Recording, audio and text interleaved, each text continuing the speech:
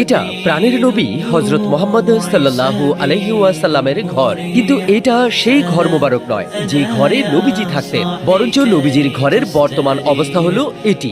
এখানেই রাসূলের ব্যবহারের জিনিসপত্রগুলো সাজিয়ে রাখা হয়েছে। এখানে যে জিনিসপত্রগুলো আপনি দেখতে পাচ্ছেন সেগুলো সব আমাদের আখেরি নবী নিজের হাতে ব্যবহার করেছিলেন। কত না বরকতময় এই জিনিসগুলো, যেগুলো আমাদের নবীজির হাত মোবারকের স্পর্শ পেয়েছে। তামাম দুনিয়ার সবচাইতে অমূল্য জিনিস হলো এগুলো, যার মূল্য কেউই দিতে পারবে না।